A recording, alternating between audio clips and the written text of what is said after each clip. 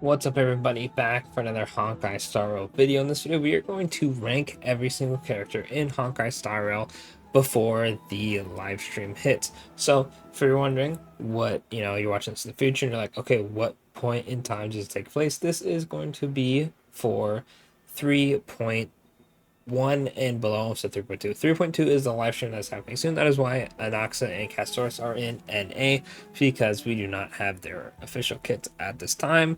And even if we did, hard to rate a character until you really get your hands on them, right? They could look cool on paper and then just not transition well, right? So can't use them, don't know their kit, they're in NA. However, everybody else can be ranked. Now, before we get into it, I want to make a few things very clear.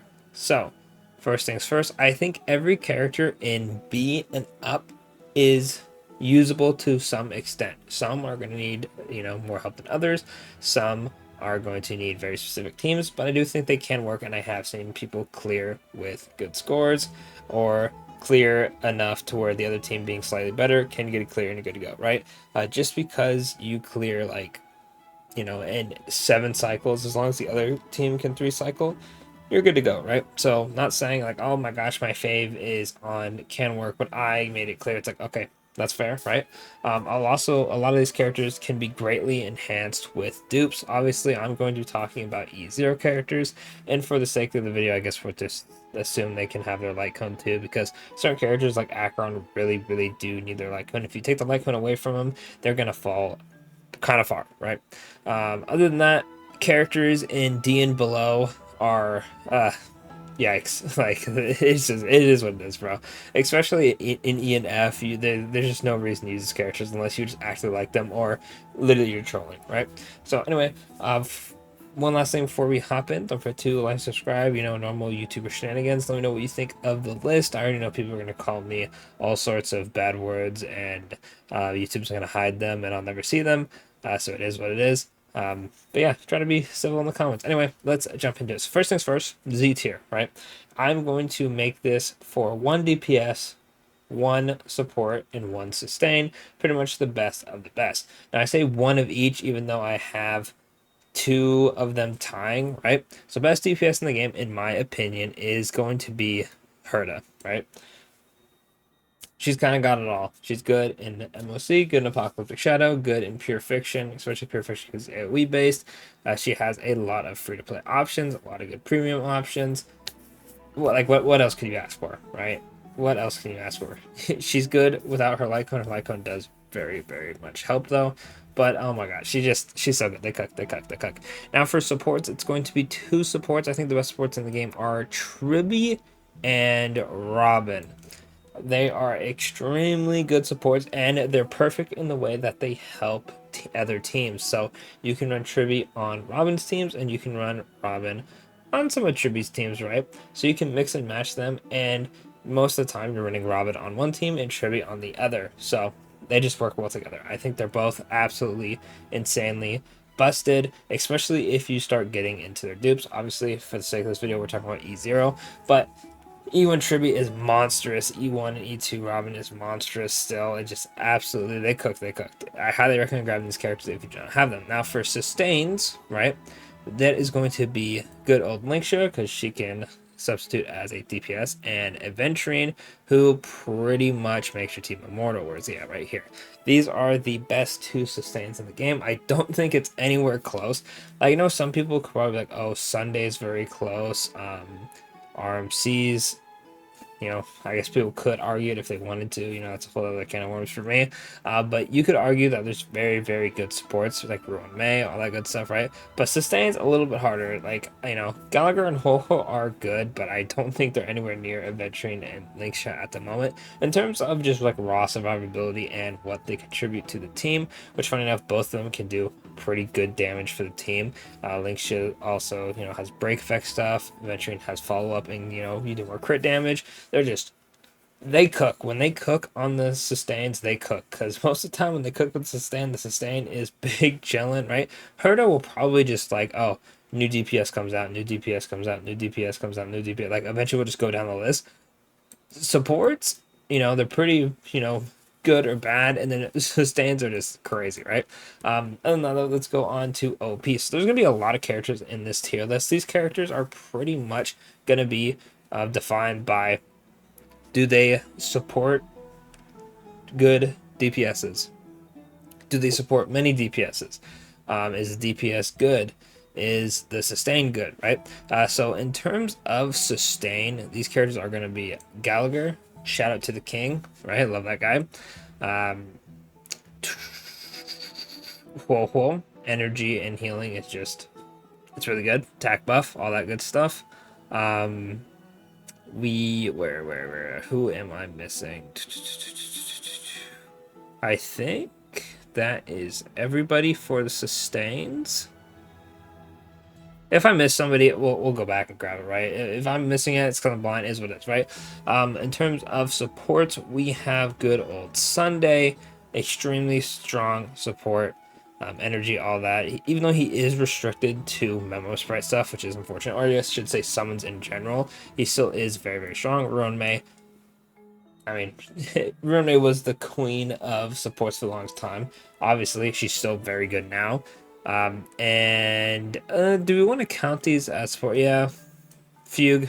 She's literally the super break like keystone, especially if you don't have Harmony MC, right? Or sorry, especially if you don't have Harmony MC. If you have, even if you have Harmony MC is what I meant to say. Sorry, obviously you have Harmony MC because it's free.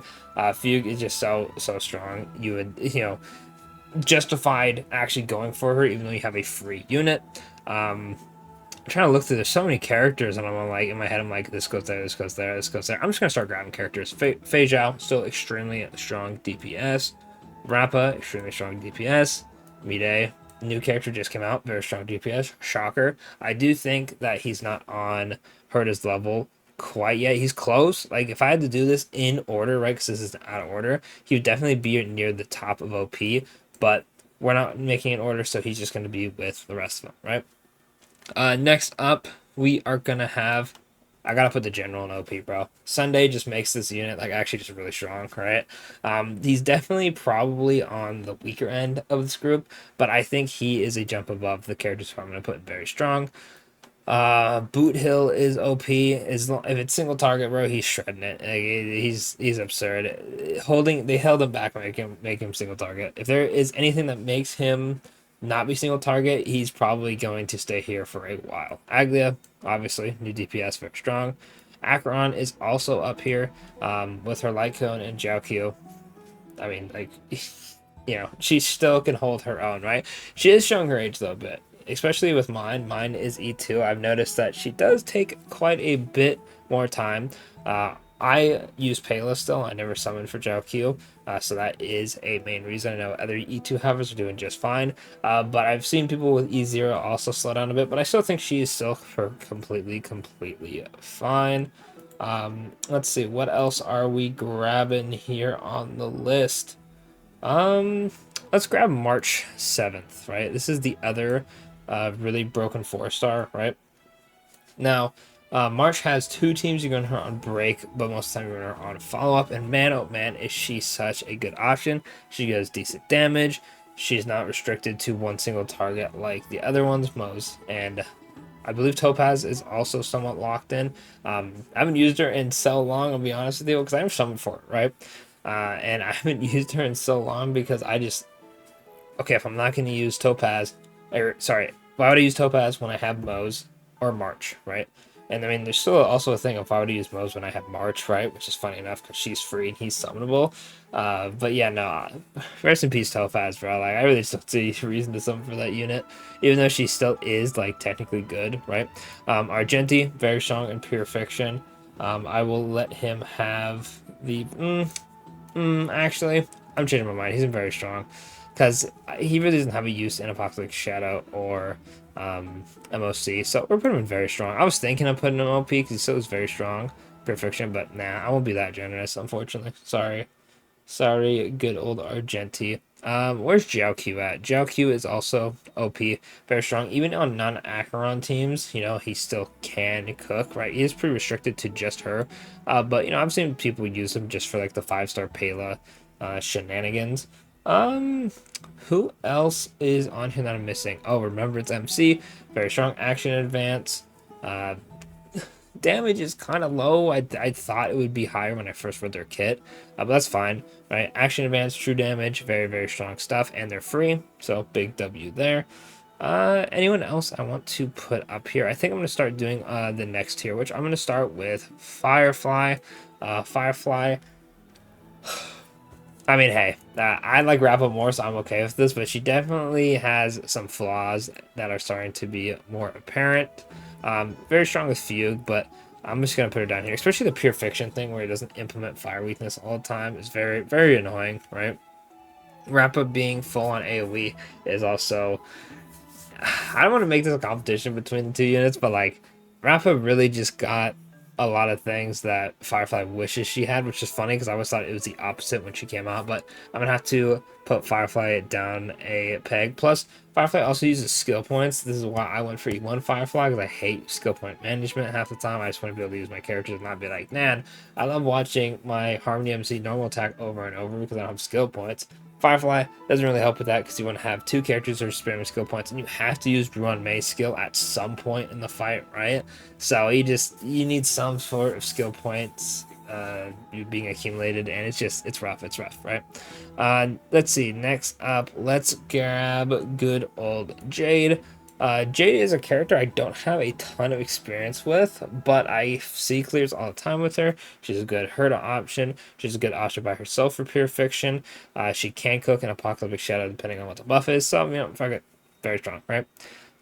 Speaking of very strong and Herda stuff, we're going to give our first 4-star to Serval. Now, Serval is pretty much just straight up restricted to only the Herda teams, right? But damn, oh damn, does she do such a good job at it.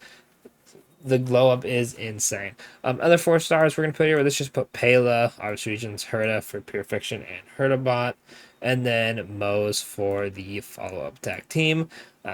He's not quite up there with March, unfortunately, but he still is very, very strong. Topaz, another option, even though like if I had to be my honest opinion on Topaz, I'd be like, yo, you're trolling. At this point, if you don't already own her, don't summon for it unless you like her, because you have Mose and March. We're gonna use them. But as a unit, we gotta put her in very strong. She still is rather usable. Let's see. Yun Li, very strong character. It is unfortunate. I think sometimes the enemies just, if I wish they attacked more. Like, not everyone can be Hule and just attack 24/7.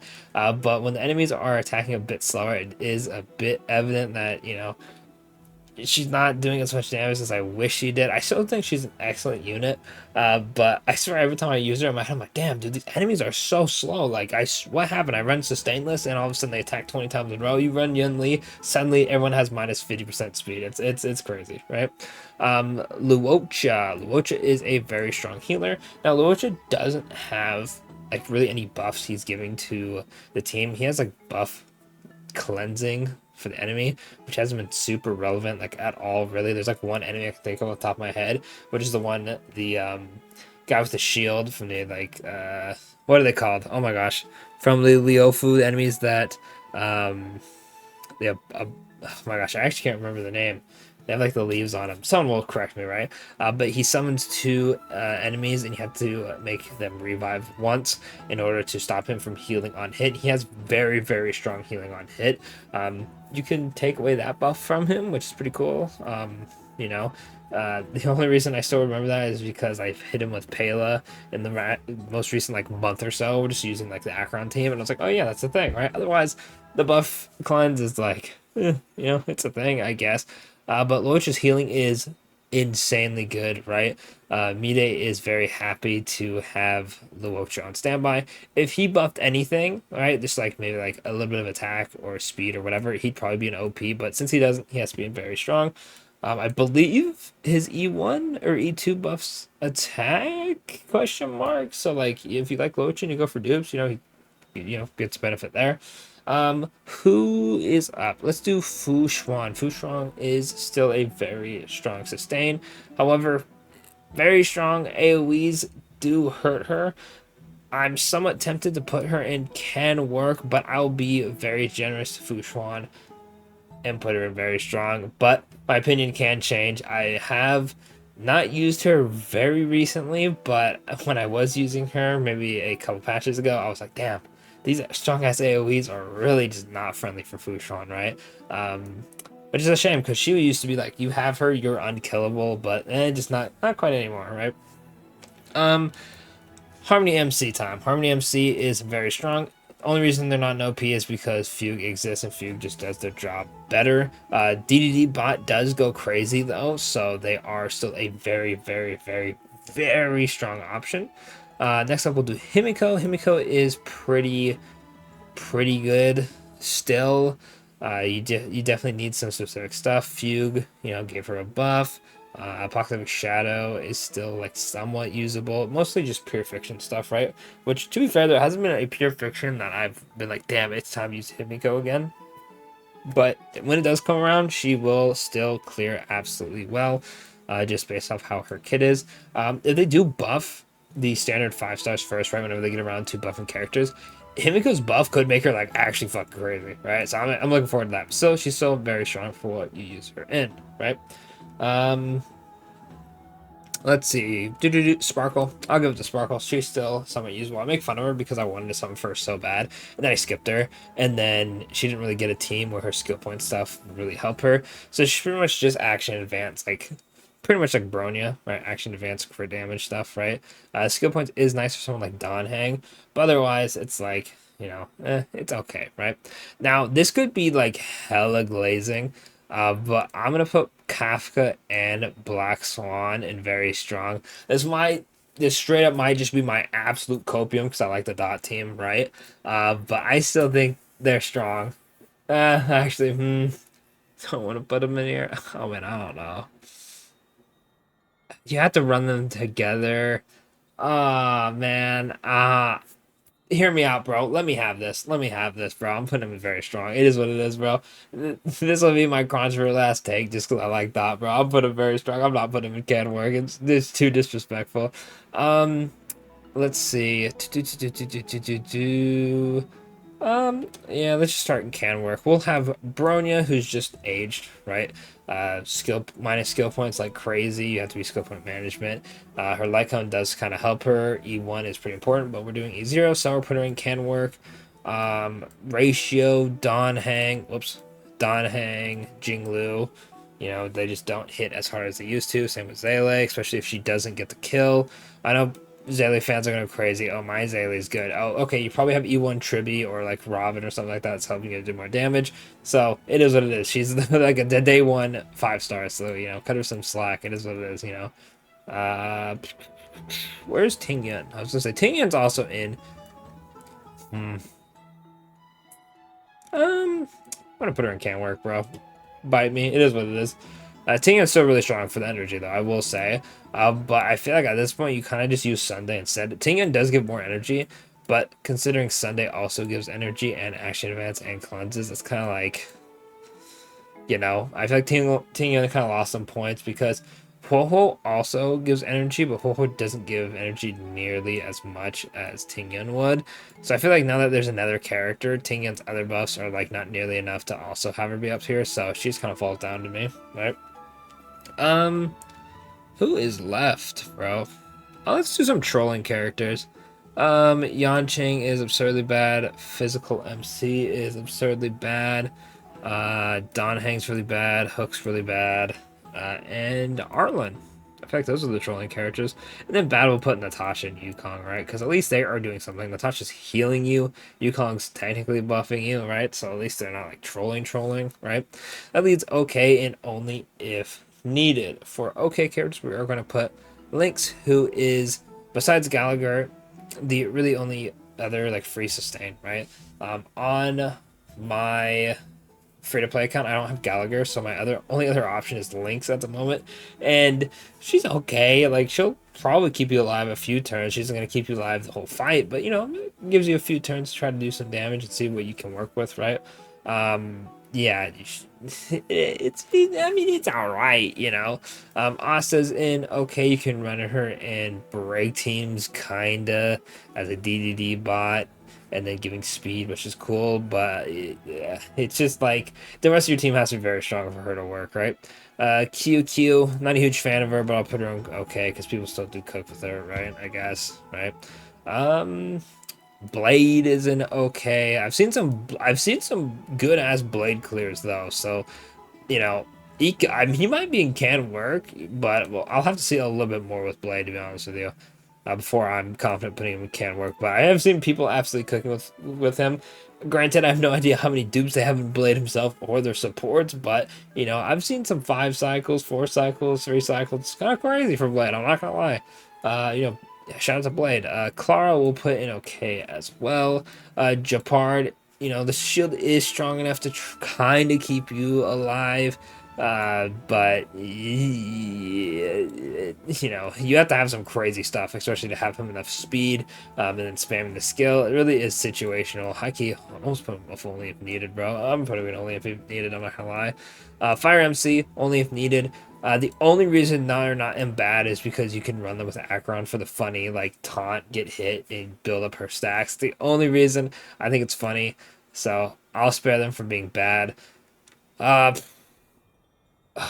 this is gonna hurt.